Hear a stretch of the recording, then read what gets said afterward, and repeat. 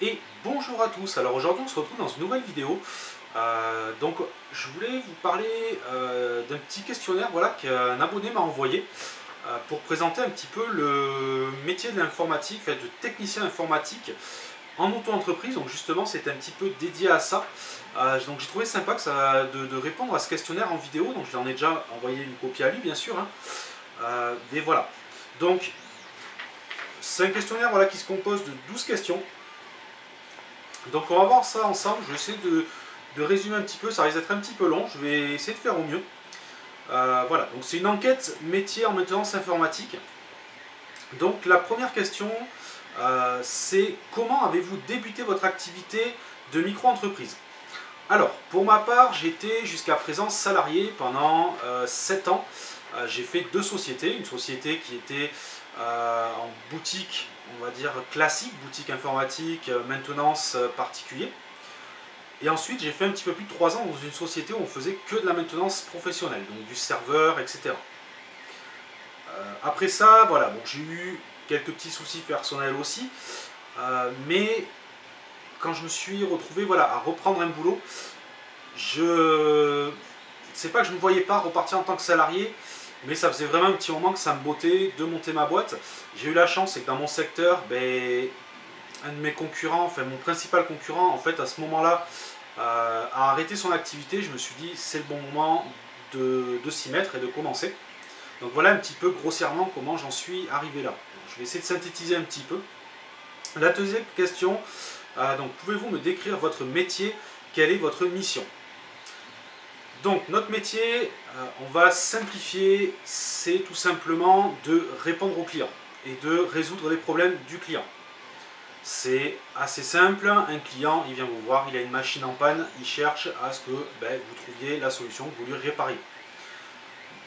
La deuxième chose qui pour moi est très importante, je vais en parler plusieurs fois dans cette vidéo, c'est que notre mission c'est aussi d'être garant des données des clients. Alors quand je dis garant, attention, ça ne veut pas dire que vous devez sauvegarder toutes vos données des clients, mais vous avez un rôle déjà dans un premier temps, donc vous-même, de faire attention quand vous travaillez sur un PC, de faire très attention aux données.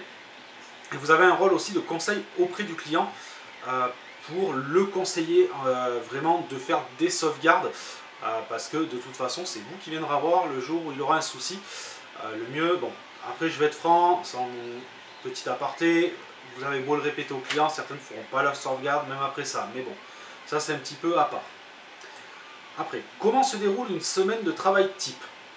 Alors justement, c'est ce que je lui avais répondu aussi, pour moi il n'y a pas de semaine type. La maintenance, en fait, on ne sait jamais de quoi demain va être fait. Moi, quand je commence une semaine, bon, j'ai bien sûr des rendez-vous qui ont déjà été pris, soit parce que c'est des livraisons, soit parce que voilà, le client m'a déjà contacté et on trouve un moment où il est disponible. Mais ça, c'est que 20%. Le reste, en fait, c'est au jour le jour, on avance au fur et à mesure des appels. Et on ne sait jamais vraiment sur quoi on va tomber, c'est assez différent. Donc pour moi, il n'y a pas de semaine type.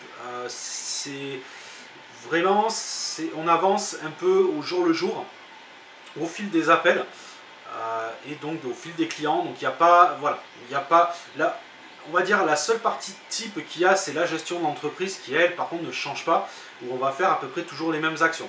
Donc il y a la partie gestion qui, oui, elle, bon, on va avoir une partie comptabilité, fin de journée, on va revoir ses factures. Enfin, moi, je fonctionne encore plus direct que ça, je fonctionne après chaque client, voilà, je me classe déjà ma facture et je mets déjà ça sur mes comptes. Mais ça, c'est mon organisation.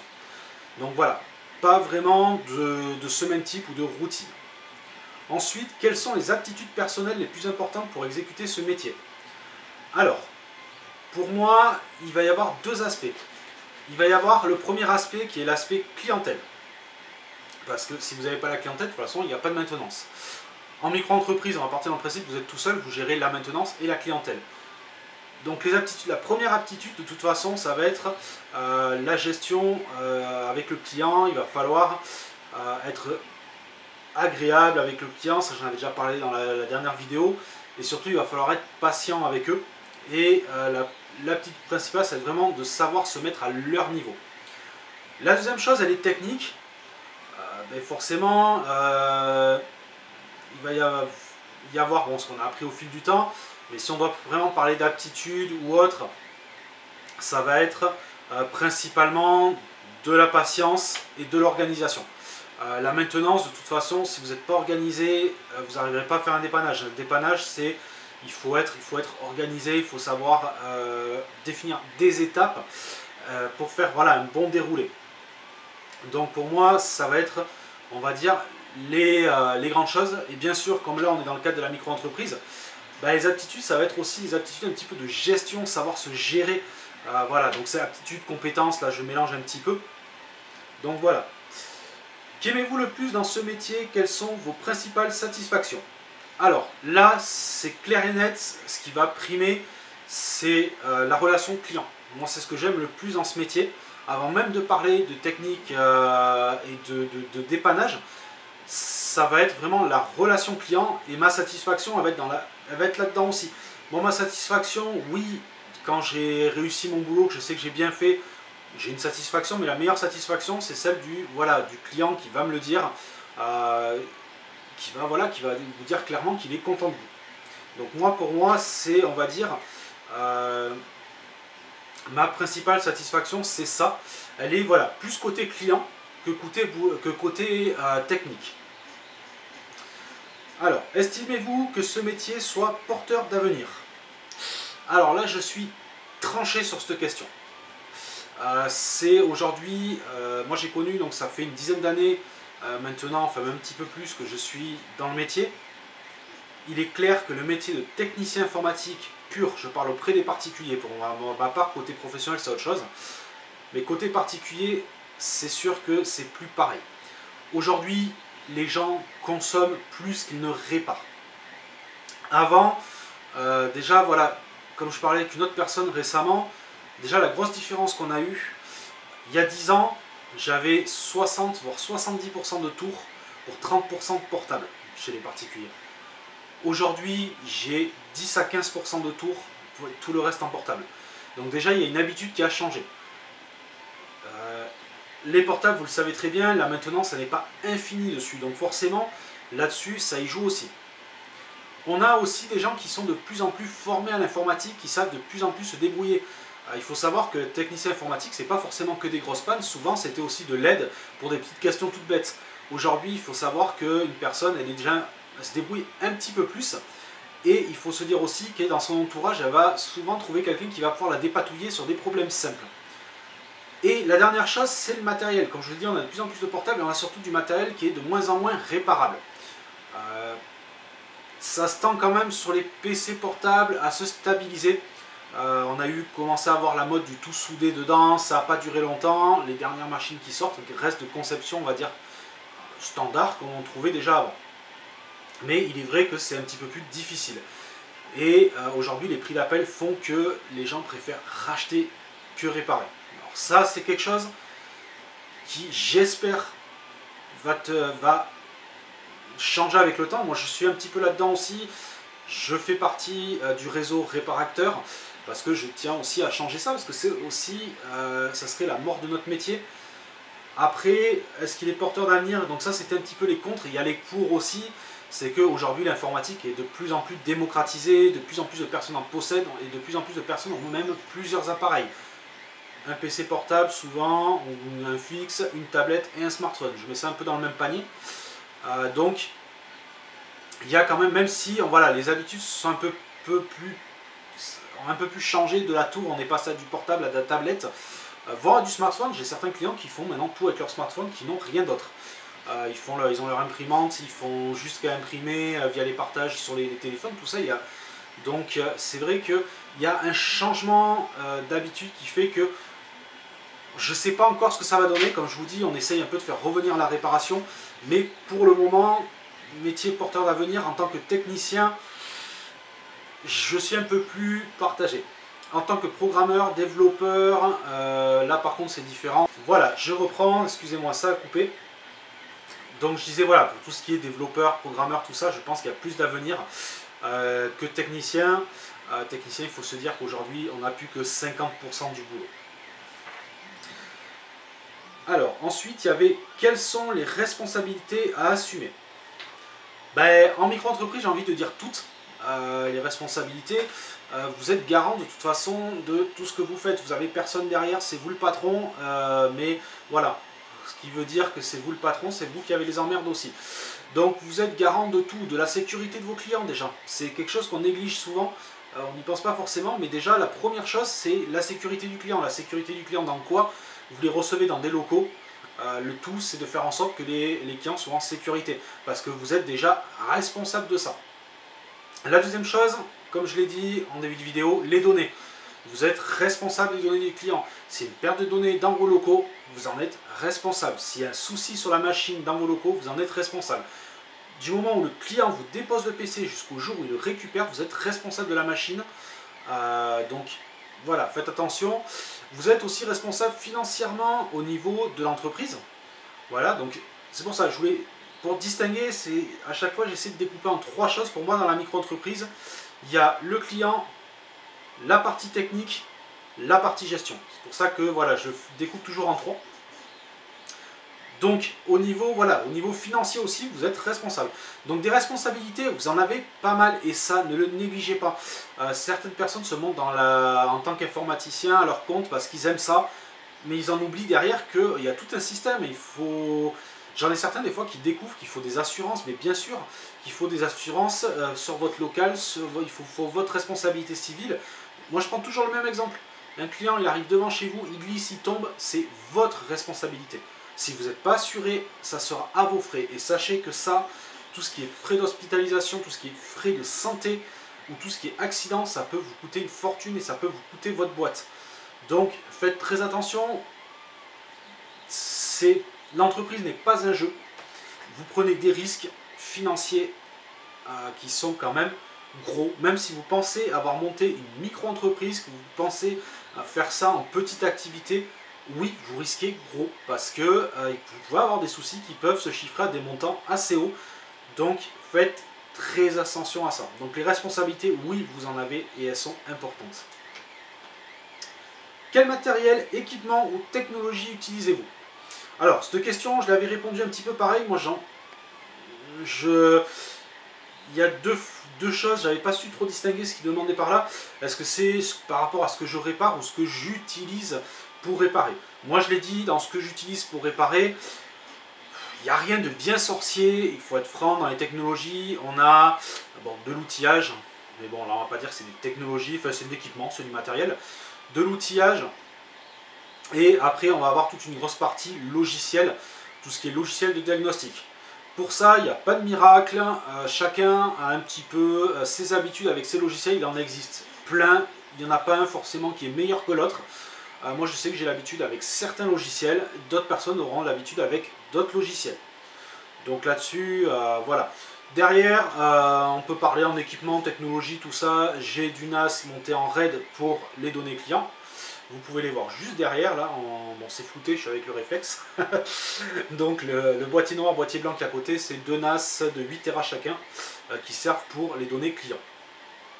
Donc voilà, grossièrement, et dans la réparation, je ferai juste un petit aparté là-dessus, comme ça répondra aux deux facettes de cette question. Quelles sont les tâches les plus difficiles? Comment les gérez-vous? Alors, les tâches les plus difficiles. Il y en a, je ne peux pas dire qu'il y en ait qui soient plus difficiles que d'autres. Ce qui va être le plus difficile, tout simplement, c'est tout simplement le dépannage que vous ne connaissez pas. Et celui-là, il arrive assez souvent parce qu'il n'y a pas vraiment de routine. Donc c'est tout simplement ça. Comment le gérer? Il faut être franc, on a beau être dans le métier, mais il ne faut pas avoir honte de ne pas savoir et d'aller se renseigner. Aujourd'hui, vous êtes bloqué sur un problème. Il ne faut pas avoir honte en tant que professionnel à aller passer 1 heure sur un forum pour vous renseigner. Vous êtes humain, c'est tout à fait normal, c'est pas parce que vous êtes technicien que vous devez tout savoir. Et c'est pareil auprès du client, vous devez aussi lui dire non quand vous ne savez pas. C'est pas parce que vous êtes... Il y en a certains qui, du moment où ils se disent on est professionnel, on doit répondre à tout. Non, vous êtes comme tout le monde, vous pouvez... vous n'êtes pas obligé de tout savoir. Donc dans les difficultés, déjà voilà, comment les gérer en se renseignant et tout simplement, si vous n'avez pas la réponse, en étant honnête avec le client. Il ne faut pas avoir peur de se défiler quand on ne sait pas. Vaut mieux se défiler que faire une connerie. Vous faites une connerie, vous perdez les données du client, vous allez voir qu'il va vous détester beaucoup plus que si vous êtes honnête. Si vous êtes honnête, la plupart des clients, ils vont pas vous envoyer le boulet, ils vont dire, ah, mais justement, ils vont vous le dire, ah, mais c'est sympa, au moins vous êtes honnête. Vous savez pas, vous essayez pas de me, voilà, de me facturer quelque chose, vous savez pas, vous laissez tomber. Donc voilà, les difficultés, elles sont là. La deuxième difficulté que je voulais parler, et elle est en lien avec toutes ces vidéos-là, même si c'est pas des vidéos miracles là-dessus, c'est qu'en tant que micro-entreprise, faut être franc, à part les forums, vous n'avez pas vraiment de réponse à vos questions. Alors je sais pas après comment c'est dans vos villes, je veux pas leur cracher dessus, mais il faut avouer que moi j'ai la Chambre des métiers et donc la CCI, j'ai les deux moi, donc du coup comme je fais artisanat et vente, faut être franc, niveau aide, je veux pas leur cracher dessus, mais souvent vous leur envoyez un mail, ils vous répondent pas, vous téléphonez, la personne concernée n'est jamais là, et même quand vous arrivez à avoir quelqu'un, ils savent pas vraiment. Donc voilà, je veux pas, c'est peut-être dans ma région que c'est comme ça, je suis peut-être mal tombé quand j'ai eu besoin, mais voilà, dans les difficultés, c'est au niveau de la gestion de la micro-entreprise, vous n'êtes pas trop aidé, vous êtes un peu seul, il faut savoir qu'à côté d'une SARL ou autre, vous n'avez pas de comptable, vous n'avez rien, vous devez vous débrouiller un petit peu, et c'est pour ça que j'essaie moi aussi de vous partager mon expérience, même si vraiment ça reste une aide simple. Ensuite, qu'aimez-vous dans votre métier? Alors j'en ai parlé un petit peu plus haut dans les questions. La relation client. Très clairement, aujourd'hui, ce qui me botte à faire ça, c'est la relation client. Je le sais d'autant plus parce que, comme je vous ai dit, j'ai travaillé pendant 3 ans en maintenance professionnelle. Et là, vous êtes un simple technicien, c'est pas vous qui gérez avec le client, vous êtes juste dans les coulisses, en gros, à faire ce qu'il y a à faire et vous n'êtes pas en face du client. C'est là que j'ai compris que finalement, ce qui me plaisait le plus dans le métier, c'était d'abord la relation client. C'est ce qui fait que j'ai envie de me lever le matin pour faire ce métier-là. Il faut être franc. Aujourd'hui, vous m'enlevez la relation client, vous me faites bosser entièrement à distance, sans contact, j'ai plus envie d'aller bosser. Donc très clairement, c'est ce que j'aime le plus. Deuxième chose que j'aime, mais vous allez voir que tout à l'heure, ça a double sens, c'est l'évolution de ce métier. Il n'y a pas de routine. Vous faites quasiment jamais la même chose. Je ne peux pas dire que je fais tout le temps la même chose. Les systèmes évoluent, les dépannages évoluent. Donc c'est quand même ça super intéressant. Il y a pas mal voilà, de diversité. Je suis désolé si vous voyez souvent regarder sur le côté, c'est que je surveille le temps, parce que j'ai des séquences de 10 minutes en fait sur cet appareil. Donc c'est juste pour pas couper, parce que tout à l'heure je me suis fait surprendre. Donc je vais pas tarder à faire une coupure pour la suite. Qu'est-ce que vous aimez le moins? Alors là, je vous ai dit il y a 5 minutes, ce que j'aimais c'était l'évolution dans ce métier. Mais c'est aussi un inconvénient parce que des fois on se prend la tête. Et après, ce que j'aime le moins aussi, c'est qu'aujourd'hui, et c'est d'autant plus le cas, et ça j'ai fait d'autres vidéos là-dessus, on bataille de plus en plus avec des systèmes qui ne devraient pas nous faire batailler. Je vais ressortir le grand sujet, Windows 10. Windows 10, oui, en ce moment, c'est ce que j'aime le moins dans mon métier, parce qu'il me fait galérer et ça m'énerve, parce que des fois, ça vous arrive, vous vendez une machine neuve au client, et dès le déballage, déjà, vous avez des soucis. Soit un bug, soit le fameux écran noir qui dure des plombs, vous ne pouvez pas livrer le PC au client comme ça. Donc, ça, surtout, c'est voilà. C'est les pannes un peu bateau, vous en aurez plein comme ça, et c'est, oui, j'aime l'évolution, mais c'est vrai qu'il y a des choses que j'aime un peu moins. Et on va dire un peu la partie gestion que j'aime un peu moins, dans le sens où vous passez plus de temps à compter les sous que vous perdez à payer des charges que ceux que vous gagnez. Donc c'est surtout ça. Je vais faire une petite coupure et on revient. Voilà, on reprend, je refaisais une petite coupure, j'arrive aux 10 minutes. Et on arrive sur la dernière question de toute façon. Quelles sont les attentes les plus demandées par les clients? Alors, ce sujet-là, j'en ai déjà parlé dans la précédente vidéo. Le client, ce qu'il attend, c'est ni plus ni moins une réponse et de l'écoute. Voilà. C'est tout simplement les plus grandes attentes. Je ne peux pas vous dire que le client, il attend ceci, il attend cela. Si, allez, si on veut prendre un point le plus demandé, il attend un PC rapide qui arrête de ramer. Parce que c'est le mythe de mon PC RAM, il existe toujours. Si je vous amène mon PC, regardez pourquoi il rame. Ça reste notre quotidien, ça ne changera pas. Donc voilà, mais sinon l'attente du client, c'est qu'on soit déjà à l'écoute. S'il vient chez un technicien, c'est justement, alors je suis désolé de ce que je vais dire, mais c'est pour éviter tout ce que vous avez dans les grandes surfaces, Darty, autres, voilà, la Fnac, tout ça. Je ne veux pas leur cracher dessus. parce qu'il y a quand même de très bons vendeurs aussi dedans. Attention, il y en a qui sont passionnés, qui sont dans ces magasins-là. Moi je sais que j'ai déjà côtoyé une ou deux personnes voilà, qui sont passionnées d'informatique et qui ont réussi à trouver des jobs là-dedans et qui quand même inculquent quand même du bon client. Mais dans la grande majorité, vous avez des vendeurs qui sont là pour faire du chiffre. Et aujourd'hui, moi ce que j'appelle l'écoute, c'est aussi adapter le matériel au client, c'est lui expliquer ce que vous allez faire, lui expliquer pourquoi vous faites ça. C'est la grosse différence avec une grande surface. Voilà, c'est pas encore une fois pour jeter la pierre sur les grandes surfaces, que les grandes surfaces ont quand même leur intérêt. Aujourd'hui, avec Internet, ça reste aussi des points de vente qui auront des meilleurs prix que nous, parce qu'ils achètent en grosse quantité, donc ils ont quand même des intérêts. Moi j'ai des clients, des fois quand je peux pas m'aligner, qui vont aller dans une grande surface, et après je leur prépare le PC. Mais encore une fois, vous voyez, c'est moi qui leur prépare le PC, parce que dans la grande surface, ils n'auront pas le service. Et dans le conseil, ils auront une écoute à moitié. Après, attention, je dis bien, ça dépend des vendeurs. Il y a aussi de très bons vendeurs dans ces magasins-là qui sont passionnés et qui s'y connaissent. Donc je ne veux pas non plus généraliser. Mais ils attendent de l'écoute. C'est voilà, c'est de l'écoute, du conseil et que vous preniez le temps avec eux. C'est leur première attente. Leur deuxième attente, c'est que vous répondiez à leurs questions techniquement, c'est-à-dire qu'ils arrivent avec une panne. Ce qu'ils veulent, c'est qu'ils s'en foutent après de comment vous allez faire. Ce qu'ils veulent, c'est que pour un prix raisonnable, ils repartent avec une machine qui fonctionne bien. Donc voilà un peu les attentes du client. Du moins pour ma part. Donc voilà, sur ce petit questionnaire, j'ai fait sauter 2 questions pour être franc, il y en avait 2 de plus. Je les ai fait sauter, c'était quels sont mes honoraires, mais voilà, là-dessus chacun garde ça pour lui. Et la dernière question, je ne l'ai plus en tête. Oui, non, elle avait à voir avec le questionnaire, c'est si je pouvais conseiller d'autres sociétés qui pouvaient répondre à ce questionnaire-là pour la personne en question. Donc voilà, je le trouvais assez complet ce questionnaire, ça permettait de voir un petit peu ça. Donc là, on est, comme je vous dis, dans le cadre du technicien informatique en micro-entreprise, en auto-entrepreneur, comme vous voulez, mais du moins à son compte.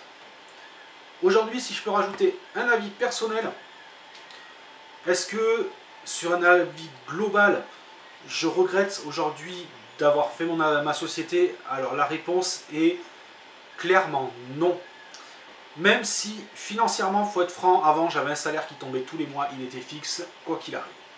Aujourd'hui, je ne sais jamais de quoi le mois est fait.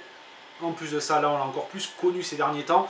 On sort quand même d'une sale période, enfin on est toujours un petit peu dedans. Donc moi, voilà, le confinement, c'est sûr que ça fait partie, ben voilà, il y en a qui ont eu le chômage partiel, qui ont pu rester chez eux avec le chômage partiel tranquillement, pendant que d'autres grinçaient des dents parce que rien ne rentrait et en plus ça sortait. Donc il y a quand même cette partie-là, mais vous avez une qualité de travail qui est strictement différente, même s'il y a quand même des désavantages. Attention, quand vous vous mettez à votre compte, il faut vous dire qu'il faut vraiment vous investir dans votre boîte. Moi ça fait 2 ans et demi, j'ai jamais pris de vacances et c'est pas au projet parce que moi j'ai pas envie de fermer pendant quelques temps et que le client aille ailleurs, c'est tout simplement ça. Il faut pas compter les heures, c'est sûr, vous aurez des journées calmes où vous pourrez vous permettre, moi en plus je travaille à mon domicile, donc oui, ça arrive qu'il y ait la preuve. Là je suis ouvert actuellement jusqu'à 18 h, je prends le temps de faire une vidéo avec vous. Mais voilà, il faut aussi, quand il faut, c'est mettre les heures. Moi par exemple, je travaille du mardi au samedi, ben ça m'arrive des fois de devoir aller travailler le lundi parce que j'ai pas le choix. Ça m'arrive de préparer mes commandes le lundi. Donc faut pas compter les heures, faut s'investir et il faut pas faire ça pour le salaire. Aujourd'hui, et ça je l'avais déjà dit, ceux qui ont en tête être son propre patron, hein, et quand ils rendent les tarifs, se dire ben ils gagnent bien leur vie, regardez combien il prend, alors lui il doit bien gagner sa vie, c'est totalement faux. Alors il y en a qui réussissent, mais il y en a d'autres, moi aujourd'hui, ouais, ça peut paraître, quand je rentre en fin de semaine, tout ce que j'encaisse à la banque, il y en a qui peuvent se dire, ah ben il gagne bien sa vie. Ben non, parce qu'il voit tout déduit, il reste pas ça. Donc gardez bien ça en tête. La micro-entreprise, être à son compte, c'est passer plus de temps qu'en étant salarié, tout en gagnant moins. Je caricature un peu, puis vous pourrez aussi vous en sortir, gagner plus, il n'y a pas de problème. C'est pour généraliser. Donc si vous partez dans l'idée de gagner plus et d'être un peu plus tranquille, mais restez salarié. Mais moi je vous le dis très clairement, arrêtez de croire qu'être son propre patron c'est la belle vie. Non, vous êtes en première ligne pour toutes les emmerdes. Je précise bien là-dessus. Vous êtes en première ligne quand il y a un souci. Et vous ne gagnerez pas forcément plus et vous bosserez peut-être beaucoup plus. Donc si vous n'êtes pas prêt à faire quelques sacrifices, à vous dire ben, je prends plus de congé pendant un moment, je prendrai les congés le jour où j'aurai un salarié pour me remplacer quand je suis en congé. Si déjà ça vous embête, laissez tomber. Laissez tomber, c'est pas la peine. C'est très clairement, c'est pas la peine. Il faut s'investir dans une boîte. Et il faut pas compter les heures. Alors, bien sûr, ce ne sera pas tout le temps comme ça. Vous allez avoir des moments libres, comme je vous dis. J'ai des moments libres, là j'ai un moment libre. Ça arrivait aussi dans la semaine que je puisse me libérer cette semaine quasiment une après-midi. Voilà, ça arrive quand même. Mais gardez en tête qu'il n'y a plus vraiment d'heures, il n'y a plus vraiment de limites. Et puis dites-vous aussi que les clients ont tendance à vous appeler un peu n'importe quelle heure et n'importe quel jour. Comme je vous dis, moi je suis fermé le lundi, mais souvent c'est là où j'ai le plus d'appels. Donc ça veut strictement rien dire. Et j'ai des clients, même si je ferme à 6h, ça appelle à 7h, ça appelle à 8h. Il n'y a que le dimanche que je me suis mis un point d'honneur à ne pas répondre, mais sinon quand même je réponds aux clients, j'aime pas raccrocher au nez non plus. Donc voilà, mais sinon je ne regrette pas parce que aujourd'hui vous êtes déjà en premier lieu pour les emmerdes, mais vous êtes surtout en premier lieu pour la reconnaissance des clients. Vous n'êtes pas à travailler derrière et avec un patron qui se fait mousser alors que lui il n'a rien foutu. Là vous êtes en premier lieu et franchement la relation client c'est quand même pas mal. Vous avez de compte à rendre à personne sauf aux clients, c'est-à-dire que vous n'avez pas un patron qui est tout le temps derrière vous. Vous êtes libre de faire comme vous le souhaitez et ça c'est quand même énorme. Donc il y a quand même des avantages, mais imprégnez bien les inconvénients. Moi avant de réfléchir aux avantages, moi j'ai envie de vous dire, faites la liste des inconvénients et dites-vous si vous êtes vraiment prêt. Moi, comme je vous dis, si vous avez l'habitude de vous prendre vos 2 semaines en août, que après vous pouvez, mais bon, moi je trouve quand même que vous risquez de perdre ou autre. Mais voilà, si vous pensez faire ça pour que ce soit plus cool que chez un patron, mauvais choix. Donc voilà, il y a du positif, mais je tiens quand même à mettre en garde que ça se fait quand même au détriment de pas mal de choses. Après voilà, moi je m'en fous royalement de bosser sans forcément prendre de vacances. Moi tant que j'ai 1 ou 2 journées à la semaine pour me poser, il n'y a pas de souci.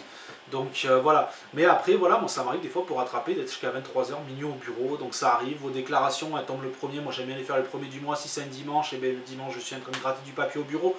Donc c'est voilà, après je suis pas trop à plaindre, j'ai pas... Aujourd'hui j'ai pas non plus un flux client démesuré, donc j'arrive à me débrouiller, mais voilà. On va s'arrêter là pour cette vidéo qui commence à être assez longue. Comme d'habitude, si vous avez des questions, des suggestions pour des prochaines vidéos, il n'y a pas de souci. Comme je vous dis, la chaîne, je vais la pousser. Je vais continuer un peu les autres vidéos, mais vous allez voir qu'elle va se pousser un petit peu plus dans ce sujet-là. On va parler quand même un petit peu d'impression 3D de temps en temps, tout ça, et d'informatique, mais je vais le pousser un petit peu plus là-dessus parce que je me rends compte qu'il y a de la demande. J'ai pas mal de personnes qui me contactent, même en dehors de YouTube, pour ça. Comme je vous dis, j'ai pas de solution miracle, je vous dis juste que ma façon de fonctionner et ce que je peux vous conseiller. Après, attention, c'est pas mon métier de faire du conseil à l'entreprise. Des fois, je vous raconte peut-être des conneries parce que je fais une erreur, donc ne prenez pas non plus tout au mot. Donc voilà. Allez, sur ce, je vous dis à une prochaine vidéo. Ciao, ciao!